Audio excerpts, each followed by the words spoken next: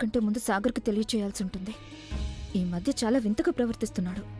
అంతా కల్లారా చూస్తూ కూడా ఈ మాత విషయంలో టైం వేస్ట్ చేసుకోవద్దు అని నాకు చెప్తున్నాడు. ఈ మేలి ముసుగు మాత ఎంత ప్రమాదకరమైందో ఏదో ఒక విధంగా నేను సాగర్కి తెలియచెప్పాలి. ఇంట్లో ఈ డ్రామా అంత ఎందుకు జరుగుతోంది? ఎవరా మాత? ఇక్కడెందుకుంటుంది? దేనికి?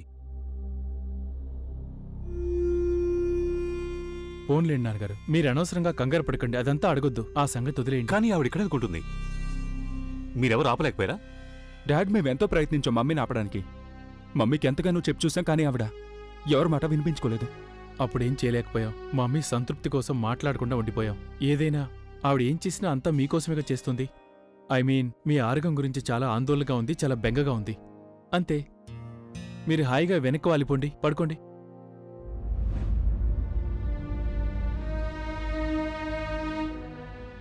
ఇదిగో ప్రసాద,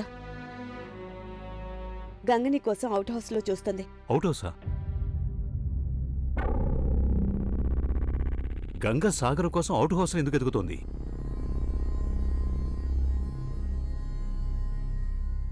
అది నాన్నగారు, అది నిన్న రాత్రి నేను అవుట్ హౌస్లో కూర్చొని పనిచేసుకున్నాను. ఇంట్లో వర్క్ చేద్దామంటే పిల్లలు కూడా చాలా ఎక్కువగా ఉంది. అందుకే నేను అక్కడ ఉన్నానేమని గంగ నా కోసం వెతుకుతుందేమో. నేను వెళ్ళి చూసొస్తాను.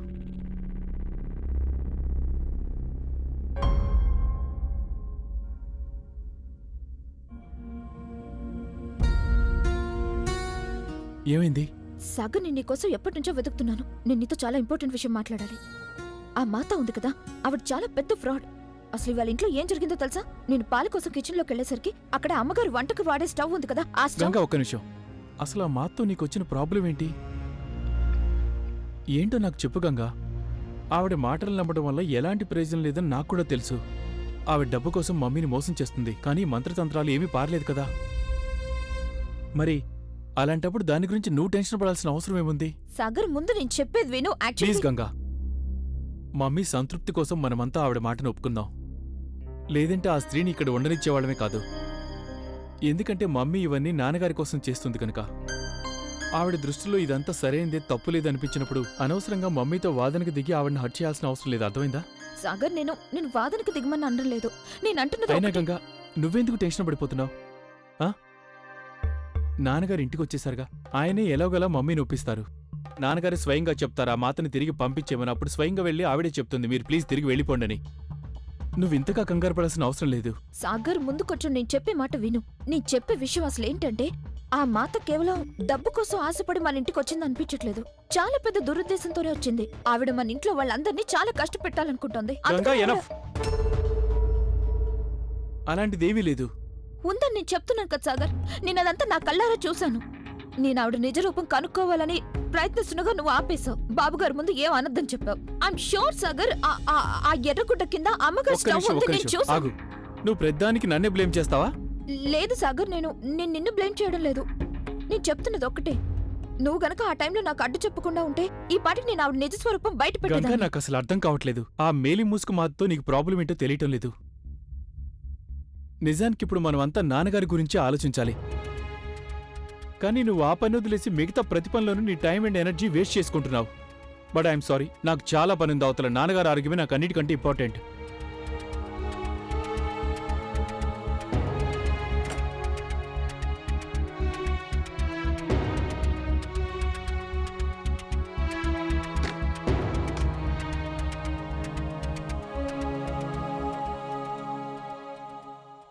సాగర్ అసలేం అర్థం చేసుకునేలా లేడు.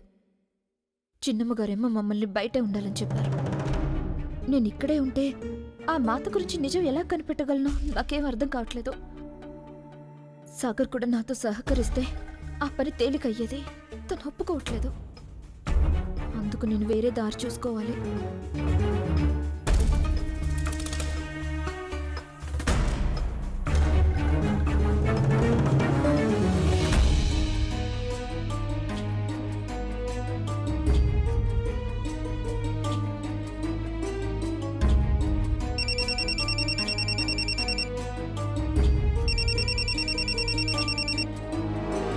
చెప్పు గంగక్క, కరుణ, నాకు నీ హెల్ప్ కావాలి. సాగర్కి చెప్పి చెప్పి అలసిపోయాను, కానీ తనకేమీ అర్థం కావట్లేదు. కరుణ, నేను ఖచ్చితంగా చెప్పగలను. ఆ మేలు ముసుగు మాత మన ఇంట్లో ఇవ్వాలి ఎవరో ఒకరికి హాని చేయాలని అనుకుంటుంది. అది రుజువు చేయడానికి నాకు ఎలాంటి ఆధారాలు లేవు. అసలు నువ్వేం కంగారు పడకు. నీకు తోడుగా నేనున్నానుగా. ఏం చేయాలో అది చెప్పు. థ్యాంక్ యూ కరుణ. ఆ, సరే చెప్తాను విను. అవును, డాక్టర్ గారి దగ్గర నుంచి బాబు గారు మెడికల్ రిపోర్ట్ వచ్చి ఉంటుంది కదా, అందులో ఏముందని చెప్పారు? ఇంట్లో అంత గందరగోళం జరిగేసరికి అది నేను చూడలేకపోయాను. నేను వాళ్ళకి రిపోర్ట్స్ ఇచ్చేశాను. వాళ్ళు ఏమన్నారంటే వాటినంతా కరెక్ట్గా చెక్ చేసి అప్పుడు ఇస్తామన్నారు. అలాగే. సరే గని కరుణ, నువ్విప్పుడు ఇంట్లోనే ఉన్నావుగా? అవును. అయితే నేను కాసేపట్లో ఇంటి వెనకొచ్చి మెసేజ్ చేస్తాను. నువ్వు ప్లీజ్ నా కోసం తలుపు తెరిచుంచువా? కానీ జాగ్రత్త, ఈ సంగతి ఇంకెవరికి తెలియకూడదు. డోంట్ వరీ అక్క. డన్. బాయ్.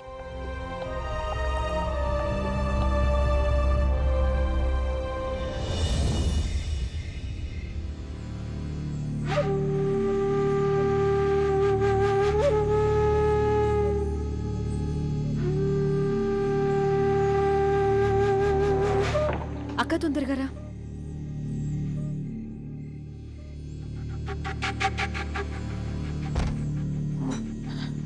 ఇలా రా అక్క, త్వరగా. అక్క, నేను గెస్ట్ రూమ్లో చెక్ చేసే వచ్చాను. ఆ మాత అక్కడ లేదు. మళ్ళీ వెళ్ళి చెక్ చేద్దామా? పద. పద.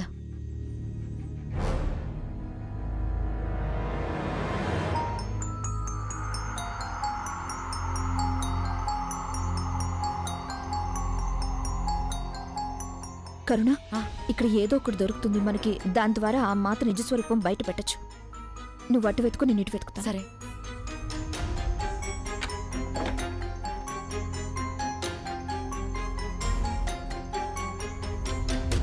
నువ్వేం అసలు కంగారు పడకు.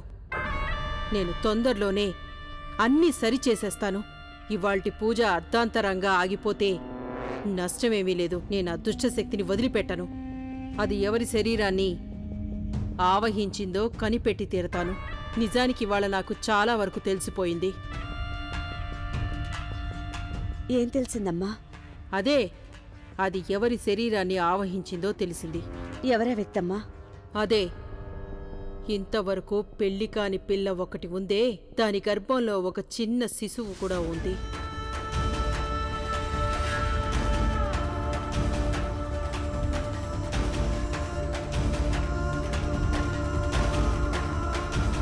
కరుణ?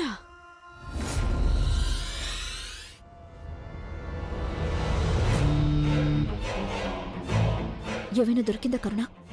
లేదక్క, ఇంతవరకు ఇక్కడేం దొరకలేదు.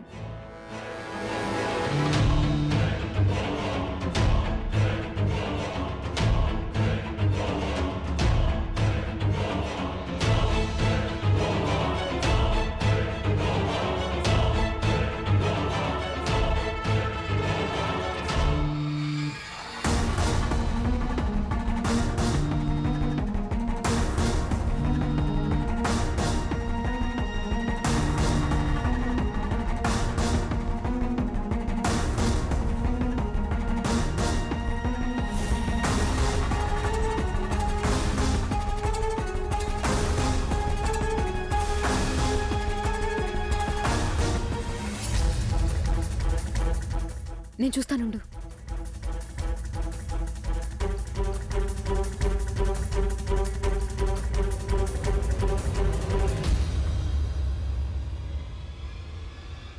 అక్క, ఇప్పుడు ఎలా? తను తిరిగి వచ్చేస్తుంది. ఇప్పుడు ఎలా బయటకెళ్తామక్క?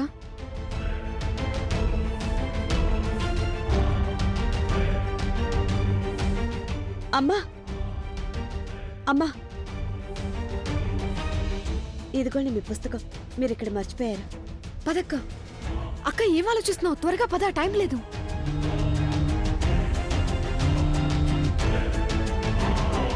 దీర్ఘ సుమంగళి భవ.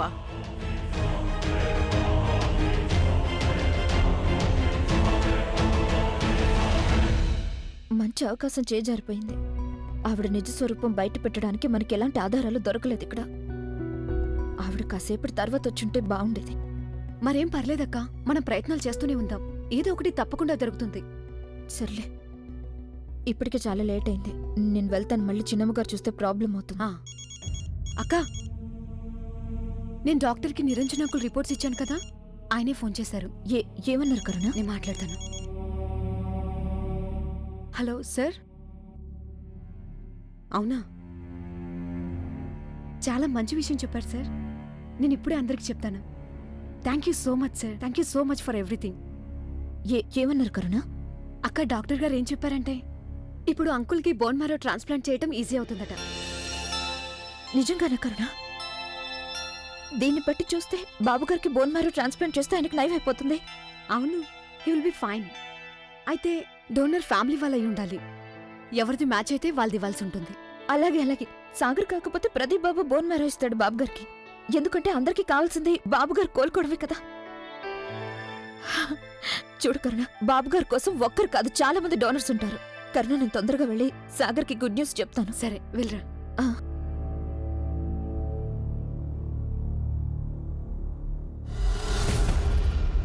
ఈ పిల్ల కరుణ నాకు పెద్ద సమస్యగా తయారయ్యింది. నా ప్లాన్ మొత్తం తలకిందులు చెయ్యాలనుకుంటుంది. ముందు దీని సంగతి చూడాలి. Bone marrow transplant? అవును సాగర్, కరుణ ఆ హాస్పిటల్లో సీనియర్ డాక్టర్తో మాట్లాడింది. ఆయన ఏం చెప్పారంటే బోన్ మ్యారో ట్రాన్స్ప్లాంట్ చేస్తే బాబుగారు పూర్తిగా కోలుకుంటారట. మమ్మీకి చెప్పావు ఈ సంగతి? లేదు, నేను అందరికంటే ముందుగా నీకే చెప్పాలనుకున్నాను. పద అందరికీ చెప్దాం, మమ్మీ చాలా సంతోషిస్తుంది.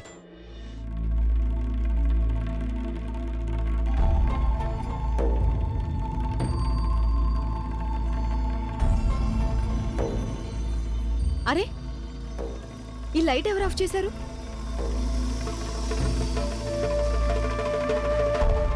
ఎవరక్కడ? గోవిందయ్య గారు, వచ్చింది మీరేనా? సుప్రియ,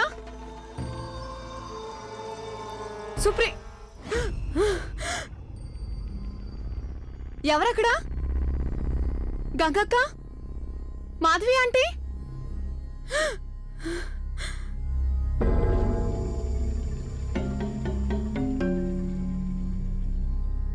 ఇక్కడెవరూ లేనేలేరే. ఆంటీ, కాపాడండి, ఎవరైనా ఉన్నారా? సుప్రియ, సుప్రియ ఏమైందమ్మా? ఏమైందమ్మా? ఇలారా ఇలారా. ఏమైంది? ఏంటిది? సుప్రియ ఏమైంది తగిలింది? నేను ఫస్ట్ ఎయిడ్ బాక్స్ తీసుకొస్తాను. ఇంత రక్తమా? సుప్రియ నువ్వు ఇలారా, కూర్చోందురా. ముందు కూర్చోమ్మా, ఇక్కడ కూర్చో. 1 minute. అరే అసలు ఈ దెబ్బ ఎలా తగిలింది? సుప్రియ, ఏమైంది నీకు? నీ చేతికి దెబ్బేంటి? ఓ గాడ్, ఎలా తగిలింది? అసలు ఏమైంది? అత్తయ్య, అది నేనేమో మంచినీళ్ళు తాగుదామని కిచెన్లోకి వెళ్ళాను. ఫ్రిడ్జ్ తెరిచేసరికి కరెంటు పోయింది. ఉన్నట్టుండి ఎవరు వెనక నుండి నా మీద హఠాత్తుగా దాడి చేశారు. చాకుతో నా చేయి కట్ చేశారు.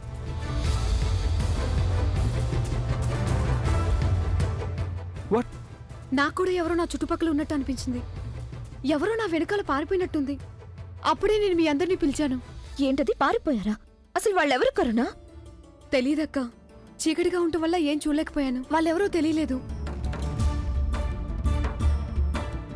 వాళ్ళెవరో నేను కూడా చూడలేదు. ఇంకెవరు అయ్యుంటారు? ఓ దుష్ట శక్తే అయ్యుంటుంది.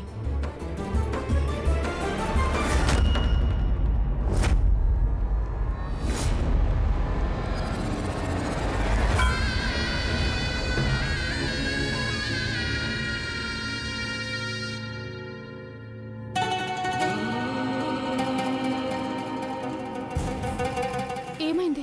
నేను చూస్తానుండండి. ప్లీజ్ చూడండి. నేను చెప్పానుగా, ఆ దుష్టశక్తి ఈ ఇంట్లో ఎవరి శరీరాన్నో ఖచ్చితంగా ఆవహించింది. ఆ దెయ్యం ఎందుకనో మీ అందరి మీద పగ తీర్చుకోవాలనుకుంటుంది. అదేగా జరుగుతుంది.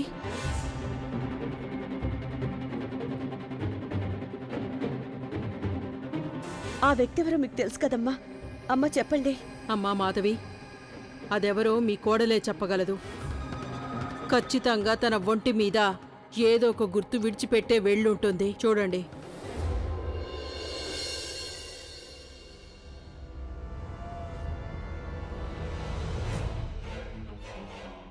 సుప్రియ, నీకు అక్కడ ముందుగా ఎవరు కనిపించారు? నేను మీకు చెప్పానుగా అత్తయ్య, అక్కడ చీకటిగా ఉండడం వల్ల ఎవరూ కనపడలేదు. ఇదిగో వాటర్.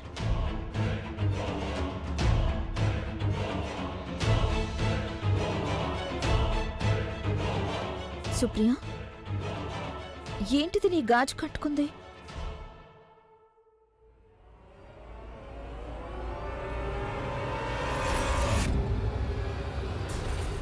ఇది ఈ గుడ్డ ముక్క నీ చీరది కాదే.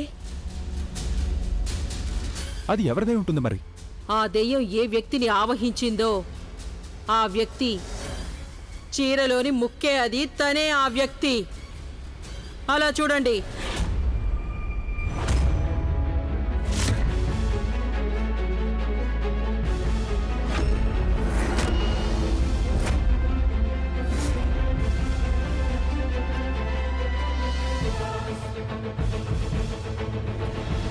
ఏంటలా అంటారు మీరు?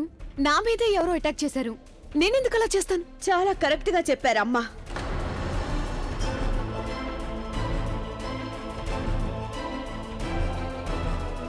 నువ్వే చేశావు. నువ్వే నా కుటుంబానికి హాని చేయాలనుకుంటున్నావు. నా భర్తను చంపాలనుకుంటున్నావు.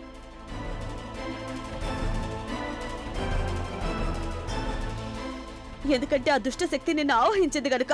చిన్నమ్మ గారు ప్లీజ్, ఆవిడ మాటలు నమ్మి కరుణను అలా అనుమానించడం మంచిది కాదు. తను ఎప్పటికీ అలా చేయదు. నేను కరెక్ట్ గానే చెప్తున్నాను. ఇది అదే మమ్మీ ఏంటలా మాట్లాడుతున్నారు? అసలు ఏమైంది మీకు? కరుణ అలాంటి పని ఎందుకు చేస్తుంది? పగ తీర్చుకోవడానికి. ప్రదీప్ తనకు చేసిన పనికి ఇప్పుడు తను మన అందరి మీద పగ తీర్చుకోవాలనుకుంటుంది. మమ్మీ అర్థం లేకుండా మాట్లాడకండి. నువ్వు వీడితో ఉండటం అలవాటయ్యాక నువ్వు ఆవిడలాగా మాట్లాడుతున్నావు, ఆవిడలాగా ఆలోచిస్తున్నావు. కరుణ మన అందరి విషయంలో తప్పుగా ఎన్నటికీ అనుకోదు. ఈ కుటుంబానికి హాని జరగాలని ఎప్పుడూ కోరుకోదు. ఇన్ఫాక్ట్ కొంచెం సేపటి కిందటే తను నాకు ఒక మంచి కబురు చెప్పింది. ఆ సంగతి చెప్పడానికి నేను గంగ నీ దగ్గరికి బయలుదేరొస్తున్నాం. నాన్నగారు పూర్తిగా కోలుకోగలరు బోన్ నారో ట్రాన్స్ప్లాంట్ చేస్తే.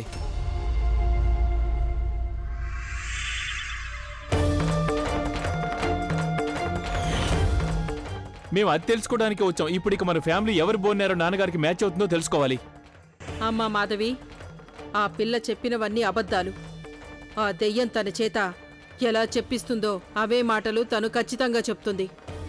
నీ భర్తకిక ఏ చికిత్స చేసినా లాభం లేదు. అది నీ భర్తని చంపాలనుకుంటుంది. అలాగే నీ భర్తకి సహాయం చేసే వాళ్ళని కూడా అది చంపాలని ప్రయత్నిస్తోంది. మమ్మీ తన మాటలు నమ్మవలసిన అవసరం లేదు. అదంతా పనికి మాలిన వాగుడు. అవును చిన్నమ్మ గారు, తన మాటలు నమ్మకండి. మీలో ఎవరికి అమ్మ మీద నమ్మకం లేదు, కానీ నాకు నమ్మకం ఉంది.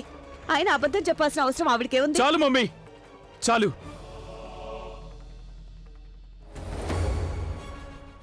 మీ నాటకం ముగిసిపోయింది. మరీ మితిమీరిపోయింది మీ నాటకం. ఇంతవరకు నేను మా మమ్మీ కోసం మిమ్మల్ని సహిస్తూ ఊరుకున్నాను. ఇక నేను ఊరుకోలేను. ఇక నడు బయటికి. వదిలేయ్ మమ్మీ! ఆవిడ్ని. అమ్మ ఎక్కడికి వెళ్లాల్సిన అవసరం లేదు. అంతేకాదు, ఆవిడ ఏం చెప్తే అదంతా ఒప్పుకొని తీరాల్సిందే.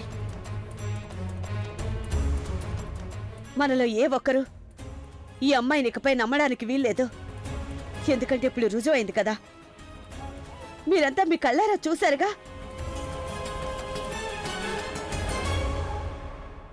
మీలో ఎవరూ నా భర్తకు బోన్ మ్యారో ఇవ్వాల్సిన అవసరం లేదు. తల్లి చాలా కరెక్ట్గా చెప్పారు.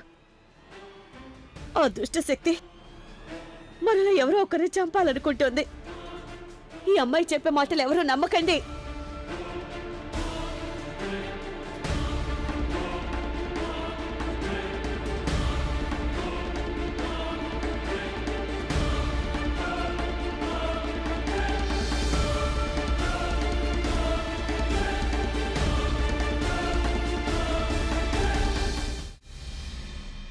డోనర్ ఫ్యామిలీ వాళ్ళ అయి ఉండాలి. ఎవరిది మ్యాచ్ అయితే వాళ్ళది ఇవ్వాల్సి ఉంటుంది. బాబుగారి కోసం ఒక్కరు కాదు, చాలా మంది డోనర్స్ ఉంటారు. ఎందుకంటే అందరికీ కావాల్సింది బాబుగారు కోలుకోవడమే కదా. ఏమన్నావు? 7 రోజుల్లో నా గుట్టు బయట పెడతానన్నావు కదా గంగా. ఇప్పుడు చూడు ఏం జరుగుతుందో. ఈ ఆటలో నువ్వు నన్ను ఎంత మాత్రం ఓడించలేవు గంగా. అది నీ వల్ల కాదు.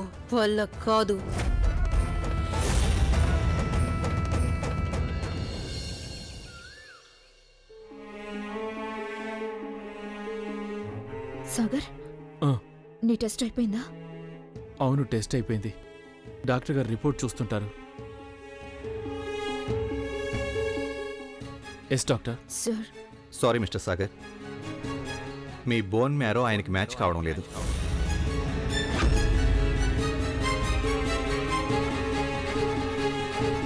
వేరే ఎవరైనా ఫ్యామిలీ మెంబర్ని టెస్ట్ చేసి చూడొచ్చు. అది మ్యాచ్ అయిందంటే మనకు చాలా మంచిది.